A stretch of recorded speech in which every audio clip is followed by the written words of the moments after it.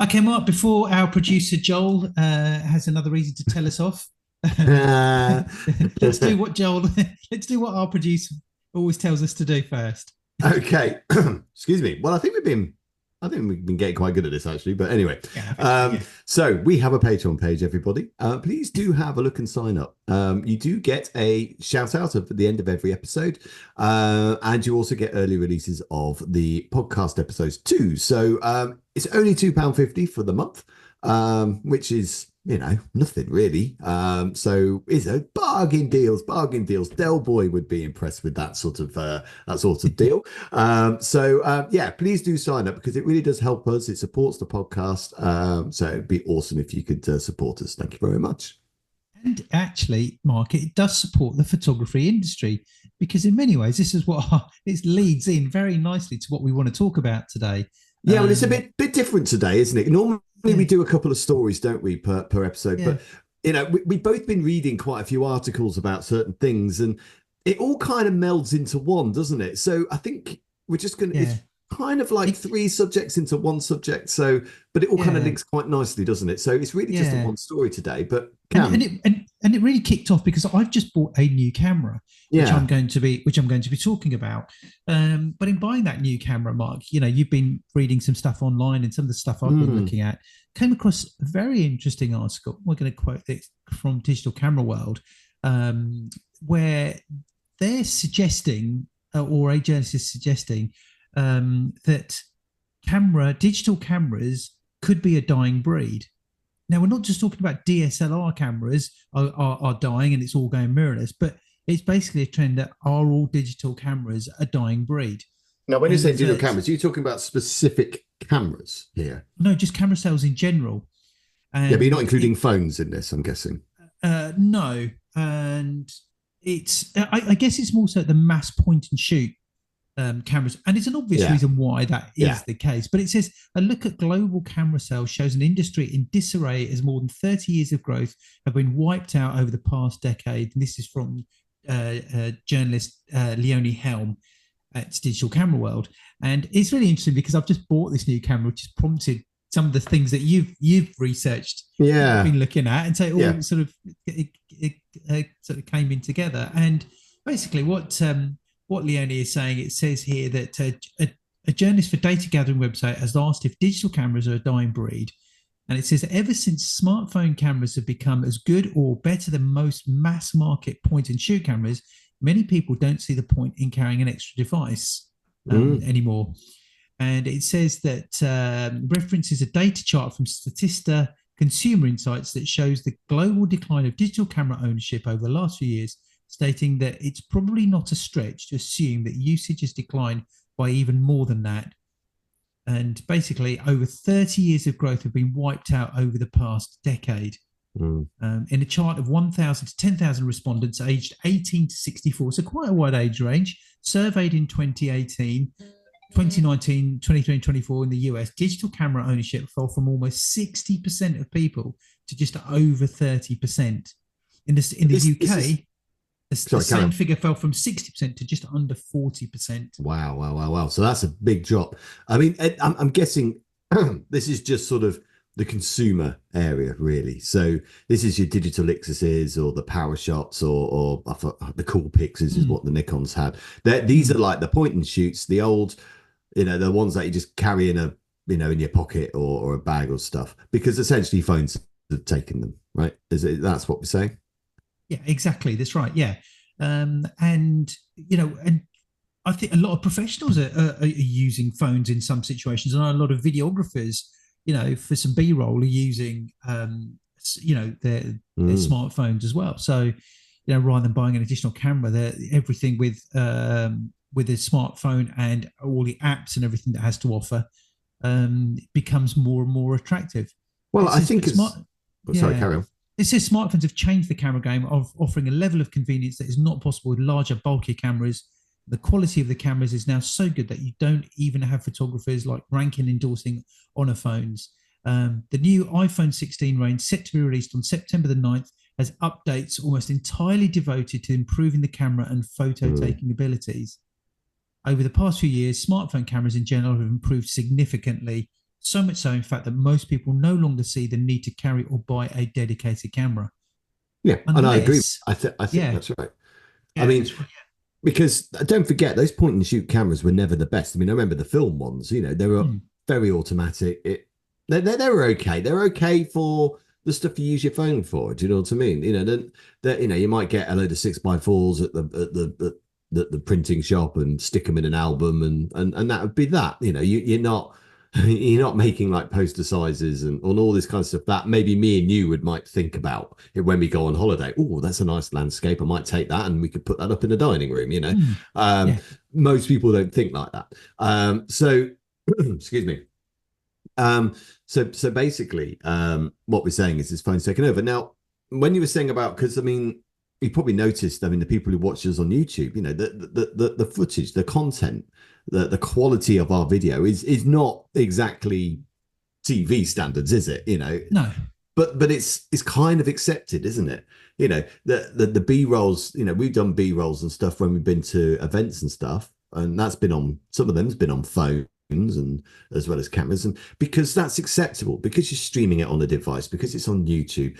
You actually don't want the highest quality because the highest quality won't work on YouTube because it's pointless. First of all, it's mm, a massive file. Second of all, most screens you won't see the difference. So the way we consume video, especially, is very different. I mean, apart from telly and maybe a movie, do you watch films? I guess you do watch YouTube on TV, don't you? yeah. But you don't care We about, but do you care about the quality of it?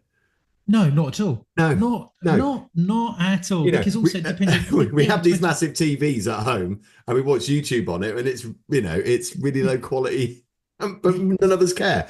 yeah, that's right. Yeah, I've been watching all sorts of music related stuff on YouTube this week, and the quality of it is terrible for a lot of it. Mm, It's an amateur shot or it's been a copy from a copy. You don't care as long as you're just you watching don't it. care. Yeah. And this is why sometimes it bugs me when people say, "Oh, does it shoot 4K or does it shoot 8K? It does this," and I'm thinking, Yeah. do you know what? Nobody really, no one gives a toss really when Not when they're really. actually watching it. You just zone out of that. All you're No, interested in yeah. is the actual content. So, There are a few um, exceptions on that. I guess wedding videography. I know we talk about weddings. Sorry, guys, yeah, but this is what we do.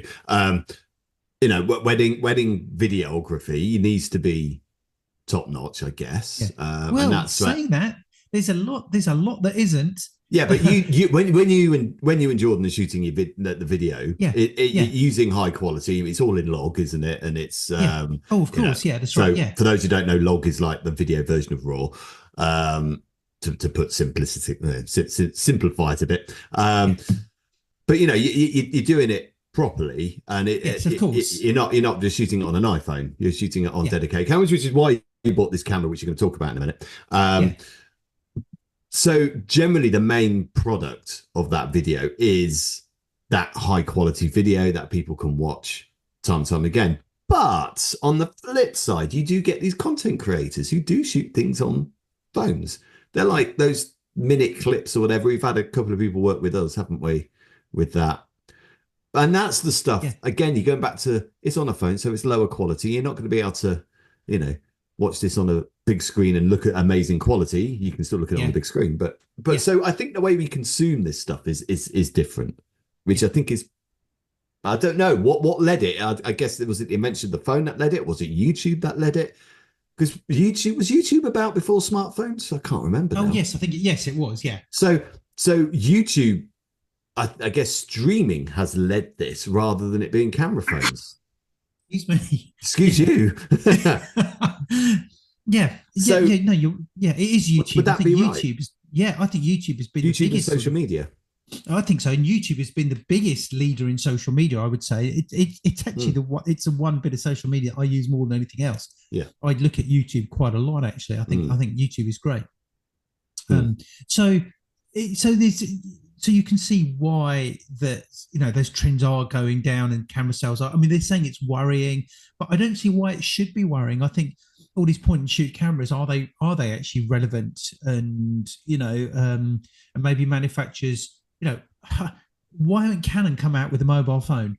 Right? Well, yeah. I mean, there is a Hasselblad. yeah. You've got cameras now. I think phones that have Hasselblad cameras, don't they? Hasselblad lenses, rather.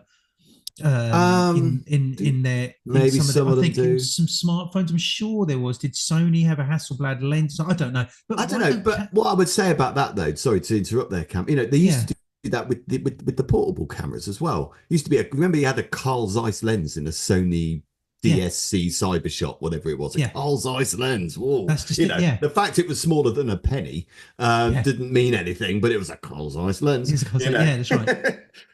Yeah. So, but that's my answer to it. If they're worried about these sales, if they're worried about it, then and Sony do phones, Sony do cameras. What and Canon do everything else. Why don't they do the Canon phone? I mean, the Canon phone would be a huge seller because Well, particularly for photographers that have got DSLR or mirrorless, and if it links up with their mirrorless cameras, then everyone's going. Anyone with a Canon phone, sorry, a Canon camera is going to be very tempted to jump ship from their Android or maybe. their iPhone. I don't think I would be. I mean, I think, Yeah, but and wait till you see what they come out with. well, yeah, but it's more than the thing is a phone is more than just a camera, isn't it? I mean, let's face Yeah, it, Sony is not in the top two of camera manufacturers. It's either no, Apple or Samsung. That they're the two that people yeah, aspire to. I mean, not even Google are in there. yeah, I yeah, probably, I mean, Google and Sony are probably similar.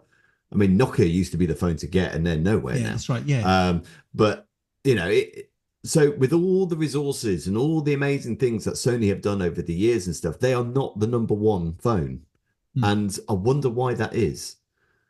It's because they haven't grasped the phone part of it, Mm. I'm Yeah. They guessing. don't specialize. It's not what they really specialize in. Yeah, I mean, it's not really what Apple specialize in. Apple specialize in, Yeah, well, Apple but specialized in computers, yeah. whereas I know Sony make computers, but was that their original thing? I don't know. What was the Probably first not. thing Sony, Sony Sony, made? Sony have been Sony do all sorts of things, don't they? Yeah. They've got a wide range of things. But I reckon the answer to this is going to be. I think Nikon will do away with all their Coolpix stuff. Canon will do away with all their sort of Excesses and the little super shot cameras, whatever that I can't remember what they're yeah, called and whatever. we And had they'll Power go. They Shot will and yeah, power shot. That's it. yeah. And they will put them all into their own branded phone. They have to, right? Because if they're losing huge sales in this is what they're going to do. I go into somewhere like say John Lewis because it's. I'm not talking about a camera specialist shop here. Yeah. Go into somewhere like John Lewis department store and you go and look at their camera department, and there's still quite a wide range of the point and shoot cameras. But I do wonder why people do. Why would you go and buy a point and shoot camera? Well, Even it depends on the photographer. camera, I guess. I mean, I wouldn't buy an Ixus. I mean, I had an Ixus in the day. It was an Hmm, awesome camera, hmm, but I wouldn't buy one now. If I was to, I am thinking I'd like to get a smaller camera that is yeah. better than my phone. I mean, I like the Fujifilm. Is it the GX100? The one that we saw at the Hmm. show. I might be getting the model wrong there because I'm rubbish with model numbers. But that it is a point and shoot. It's small. It's got all those cool things with different film types and stuff. It's apparently I'll it's tell you something though, Mark. outperforming a lot of. I've read somewhere. I can't remember what it is. I'll have to just double check what it is. But that Yeah. Fuji camera is outperforming sales wise a lot of other like a car. I'm going to find out Yeah. what that is. Sorry. Well, going back a few years, I'll tell you what will happen, Mark, is going back a few years ago when I first got into the Sony range, I thought, oh, I'm going to take one of these on holiday with me. I'm going Yeah. to use it to take pictures instead of using my phone. And it's a small camera, it's great and whatever. Yeah, great for taking pictures. But in the end, you know what? I just went back to my phone.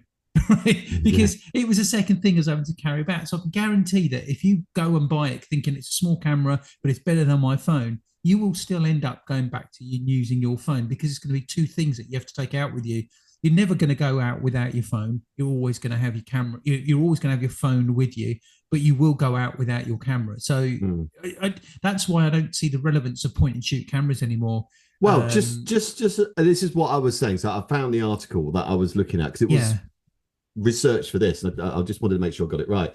But in this article, it's an F-Stoppers article. Oh, I can't remember who wrote this. I can't remember who wrote it, but it was saying, and this is the line. So he was talking about the way that camera's being made and how they're a bit boring and all this kind of stuff. But he was saying, for example, it has just been reported that the fixed lens Fuji X106 is selling better than any recently released Sony camera.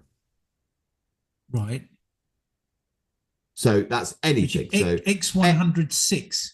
yeah, so that's the Fuji camera that we saw. That's the Yeah. one that Yeah. I like.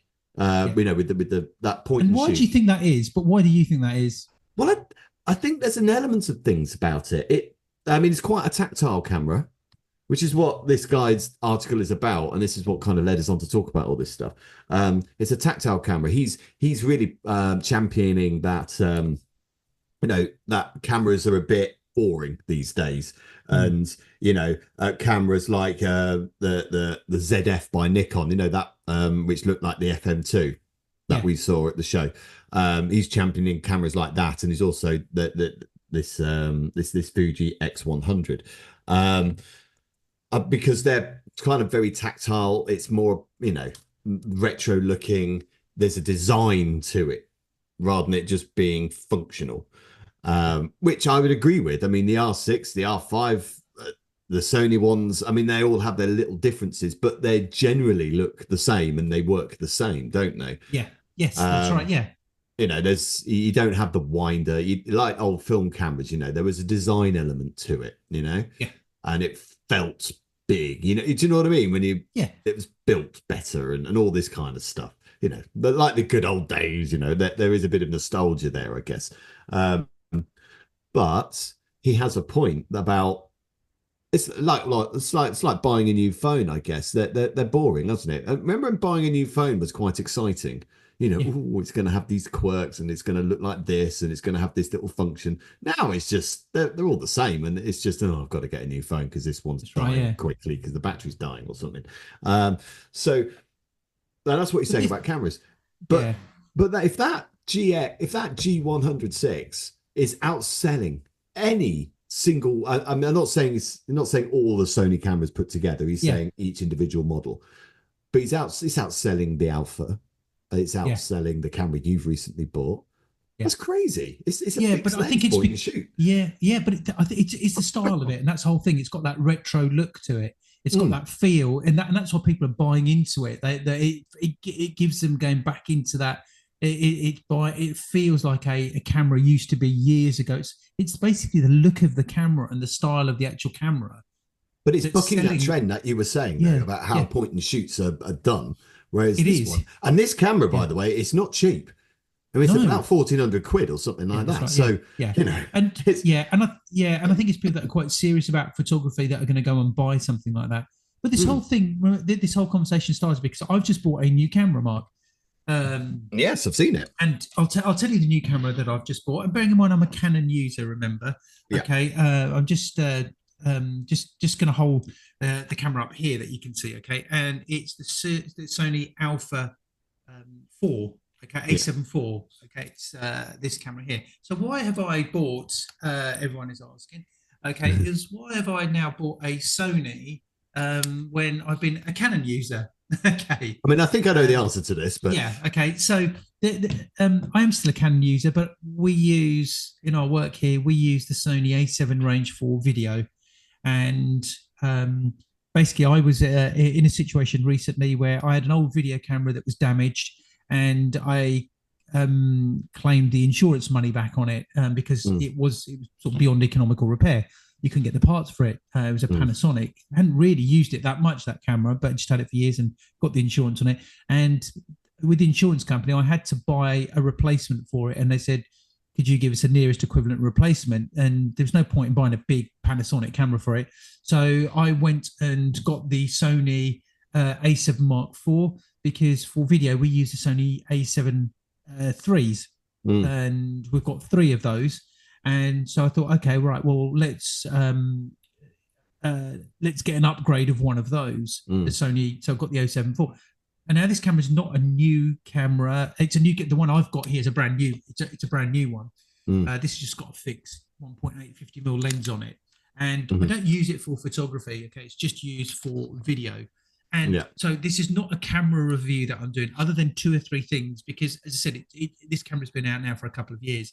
But it's been a hugely successful camera for Sony. Now, I've taken a handful of pictures with it, and to be honest with you, I would expect the pictures to be really good. Okay, and they are. There's nothing wrong with them. They look absolutely cracking. Pictures are pin sharp, and I would expect them to. This camera is over £2,000. The camera body is just over £2,000. So I would expect those images to be really good. I expect the camera to point and shoot and focus really fast, and it does, and it does all of that. And I've taken maybe 10 or 15 pictures with it. That's it. But as I said, we bought it for video, and for video, we noticed the difference. The quality is I'm not going to say it's amazing better than the A7 IIIs. It's just as good because we're using the same lenses. We use mainly cine lenses on there, and they're great. But the camera body is bigger. You can shoot for a lot longer without stopping. Now it says in certain instances for video users, when you put it on certain settings, you can get 13 hours of recording. Now I don't know if that's continuous recording, because that's a hell of a lot. Because the A7 IIIs allow you 20 to 30 minutes, but so we've not tested it yet. So if that is what it can do, then yes, that's great. It is a bigger body than the A7 III. This, but the other thing on it is that you can tell it's a definite upgrade, because the one thing I always said about Sony's that I didn't like, there were two things about I've never liked about Sony's, is the menu system, which I still don't like because it's the most confusing menu system. The A7 III was not a comfortable camera to hold. The edges of the camera, were really sharp. Yeah, I always felt, and every time I had put my hand here, it would hurt my hand just there. It wasn't ergonomic.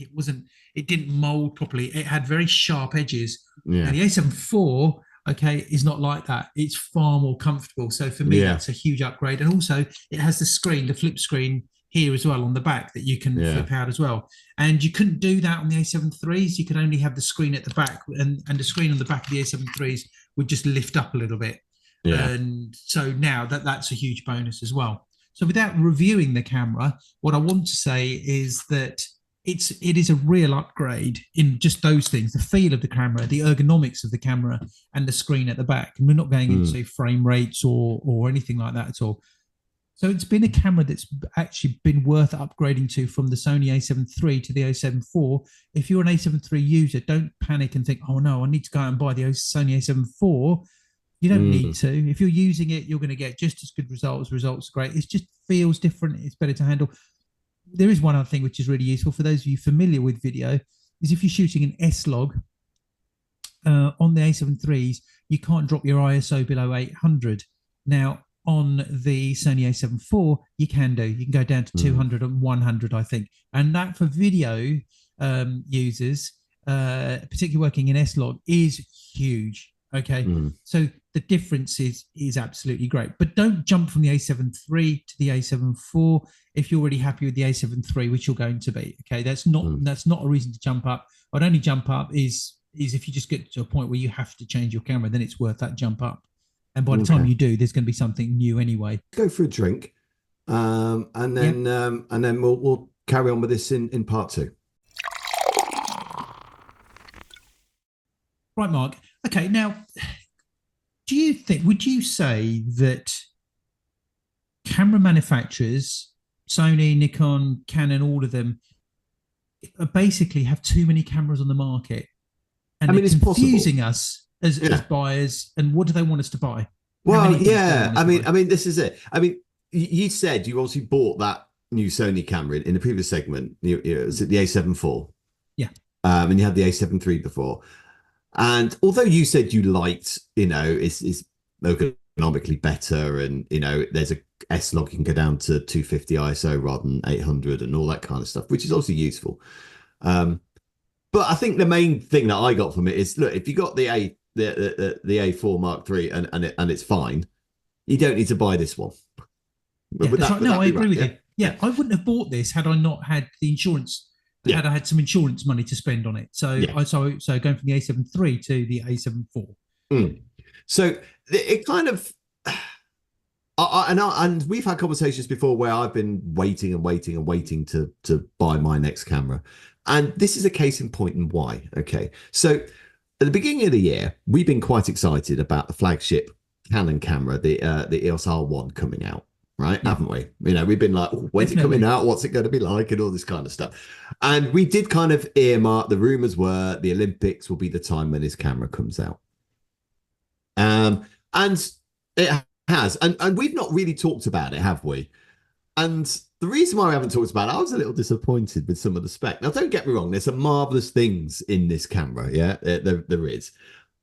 But the headline thing that got me was the pixelation on the camera is the effective pixels is 24.2 megapixels. Total pixels is 26.7 megapixels. Now, for a flagship camera that you might be spending about £8,000 on, I can't remember exactly how much it is. It's going to be expensive. It's the flagship model. Yeah. I would want more pixelation on that. Now, people listening are probably going, hang on a minute. A couple of episodes ago, you were saying about how you don't need high resolution cameras. And you don't always do. Absolutely. But with a flagship camera that you're spending that much money on, I would expect a high resolution sensor on there. So, and I was thinking, well, why? I mean, it just seems like a really strange thing to do. Do you know what I mean? So I kind of dug around a little bit. It doesn't take that much digging. And there are some rumors about, now, please bear in mind, this is stuff that I've read on the internet. This hasn't come from Canon. This is something that I've read. And apparently there is going to be another version of the R1 coming out. Okay, so we waited this long for one, like London buses to come around. But basically, they reckon it's going to be called the EOS R1X or it's the R1S. I'm not sure if people are quite sure about that yet. But it's going to be a high resolution monster. So rumors are, and lots of people have been hearing, it's going to be 80 megapixels on this camera, right? Wow. Now, and they've kind of said, well, the reason they brought out this version of the R1, the 24.7 or whatever it is for photojournalists. And that makes sense because it's for the Olympics. I kind of get that. At £7,000, that is a retail. That is retail. it. Okay. So for photojournalists, for the low reds, which is what we were saying earlier, you don't need the high reds for streaming stuff. But they released this. Why not release both at the same time, at least, or just release the one with the high resolution? You can always turn it down. For me, this is about. Imagine if you bought the R1. I've got the new flagship.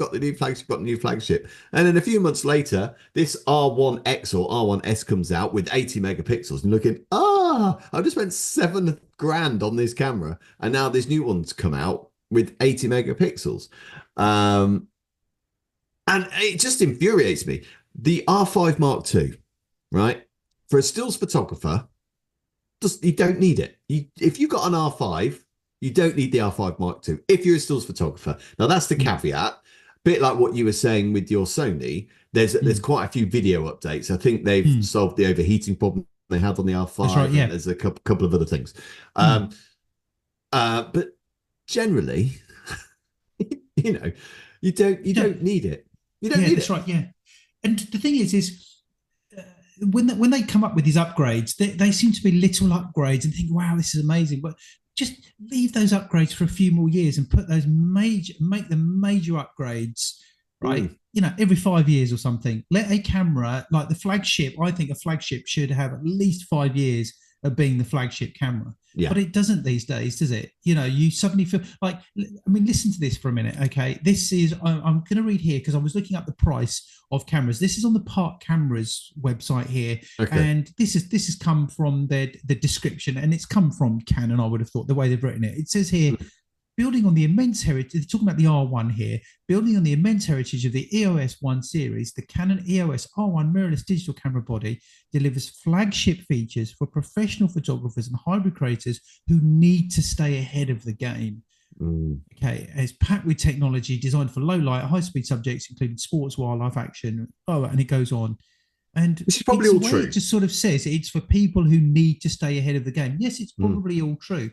But and it is marketing, and they're trying to get you to buy in, or they're trying to get you to buy into all of these things. Now, when I was doing a little bit of a comparison between the two, and then it's not cameras I got my hands on, there was the article, I think, Mark, you'd passed it on to me, about the F-stoppers had put, and they'd put here, and I quote from them, it says, the much anticipated flagship Canon R1 in some ways is much easier, yet also harder to criticize. It says, long story short, it's not a crazy career-changing improvement over the R3. The R3 is a very interesting camera indeed. In some ways, it was an interim flagship without ever being called a flagship. Yeah. What the R1 is for many, it says what the R1 is for many, and it says for him himself included, is an R3 Mark II rather than a flagship. Okay, so so he's saying basically the R1 is really the R3 Mark II. Mark II. Okay, and it says here, then again, how much better can you? Here's the point. Then again, how much better can you really make a camera?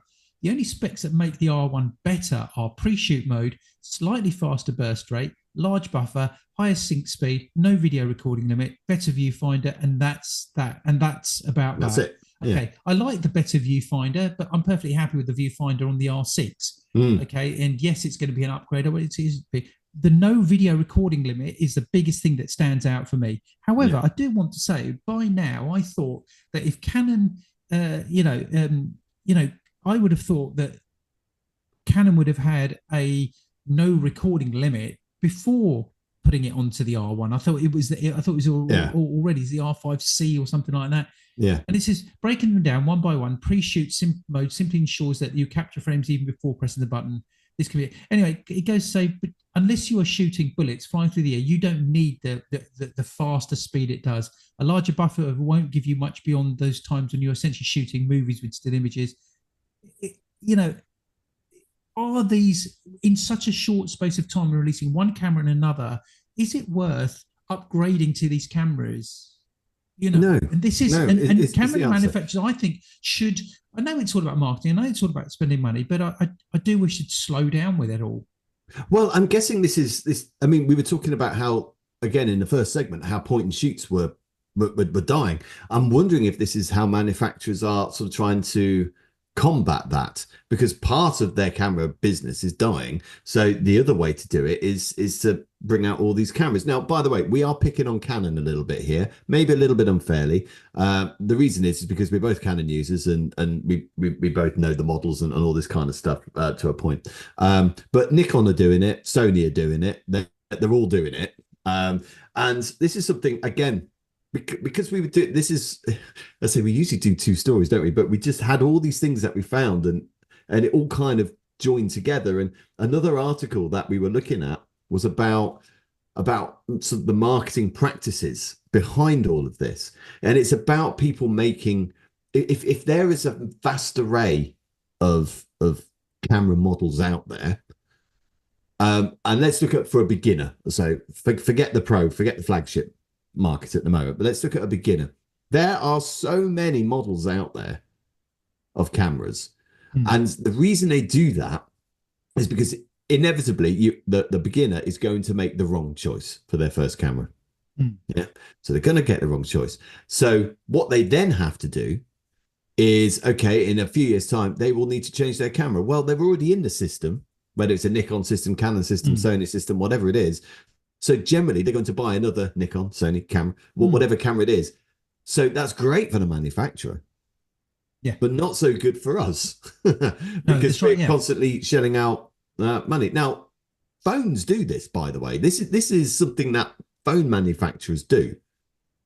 You know, that they do things like have a slightly better camera, slightly better battery life, or the resolution of the screen is better, and all this kind of stuff. And you know, I think there's a new iPhone every 1 to 2 years, something like that. Would you say? Something like that, yeah. And I'm sure Samsung do the same, and Google, I'm sure Google and Sony, they all do the same. It's almost like it's a leaf of their copybook, really, isn't it? They're kind of trying to compete, and maybe that's what it is. But it's not good for us. It's certainly not good for the environment, by the way, because that's just producing far too many things that then get, I don't know, thrown away, recycled, whatever. And you're bewildered by all this choice. Yeah. And then, you know, I bought the R6. About a year later, the R6 Mark II came out. And I didn't buy the R6 too late. You know, it was on this massive deal at the show, and that's when I got it. And a year later, the Mark II came out. Yeah. So I want to read what's put in as the closing thoughts, okay, from this article on F-Stoppers about this, and then I want to give camera manufacturers what I think could be the answer. Okay. Oh, you have an answer. Okay. I have an answer to this. Okay. This is why you get paid the big bucks, eh? Right. So closing thoughts, it says on F-Stops is, while the Canon R1 and R5 Mark II undoubtedly bring some interesting features to the table, they don't represent the game-changing advancements that many of us were hoping for. Incremental improvements and high price points make them less appealing for photographers who are already well equipped with previous models. And that's our whole point. Why do they keep releasing models, when they're high priced and there are any incremental changes? It's just the reality is that in the world of photography, there haven't been any truly bad cameras for over a decade. What matters more than having the latest gear is mastering the tools you already have and focusing on the craft of photography itself.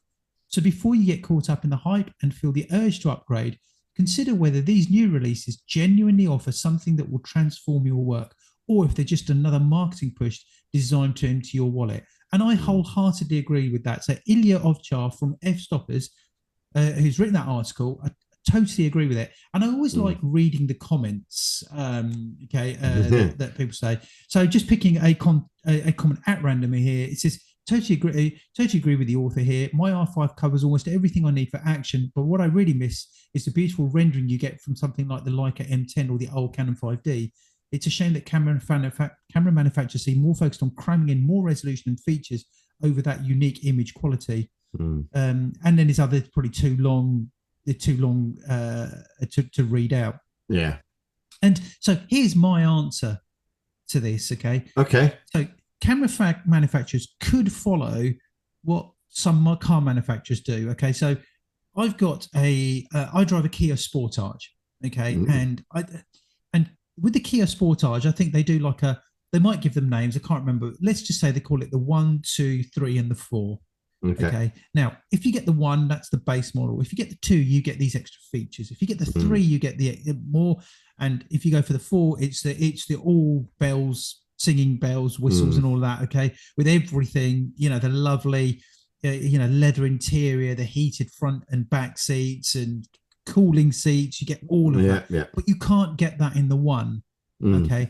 And it's not something you can add into the 1 either. You have to buy the Model 4 if that's the one that you want to do. So why don't Canon, for example, it could be Nikon, it could be Sony, right? Why don't they do this? Okay, the R1 has come out. Why don't they say, here's the R1, okay? And you can call it the R1A, and you have the option of buying the R1A, B, or C.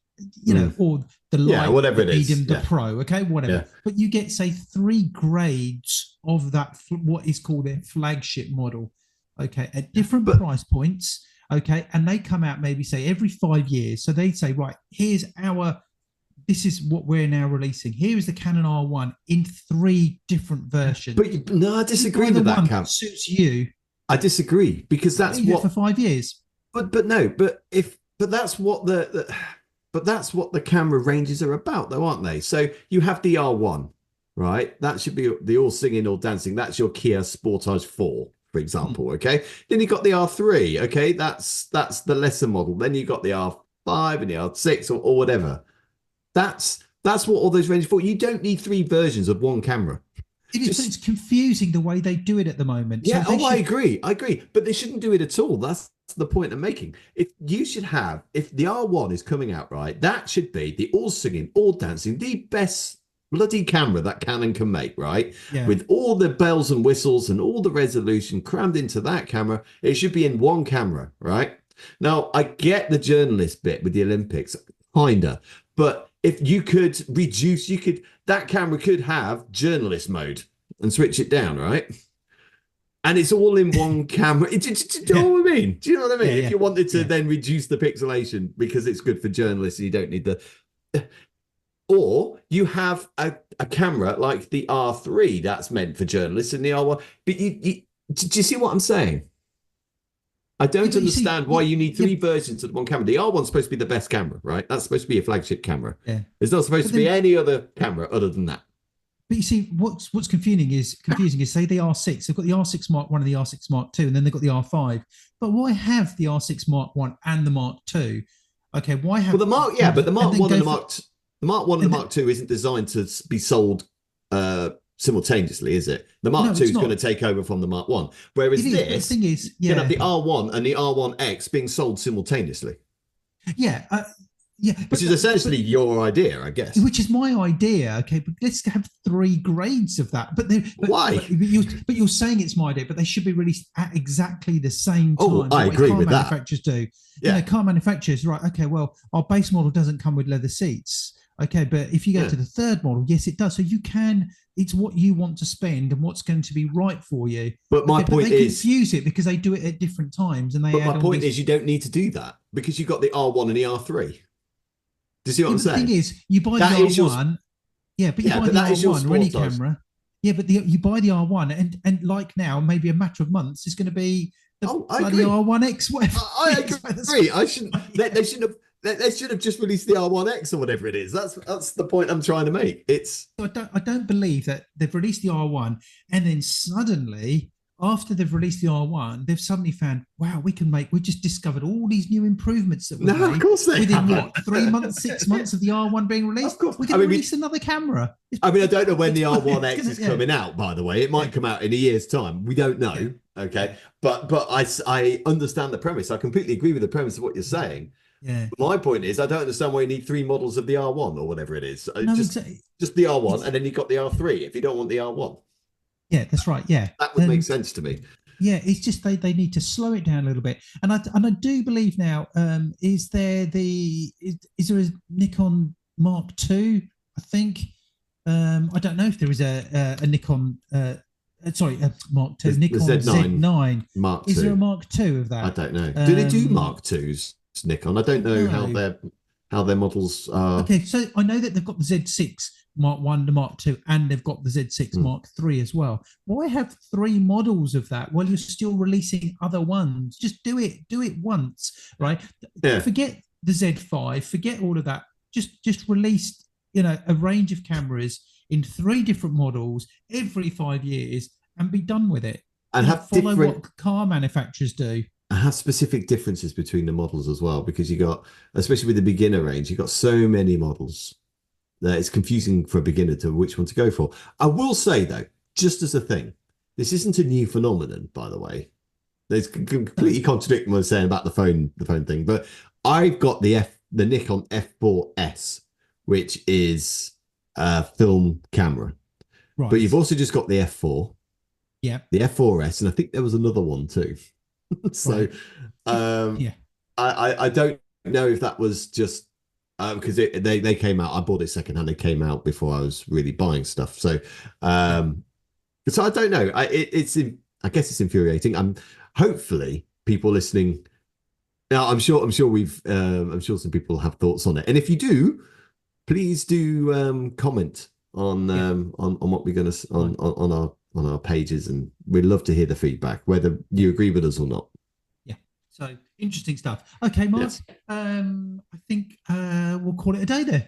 We do. We just need to shout out. So for our patrons, so we have Frank Case, we have Amira Zainab, Carl Sherville, Rob Percy, Craig Chuck, and Nick Payne. Thank you so much for your support. Thank you, guys. Thank you for listening, and we will see you next time. Bye for now. Cheers, guys.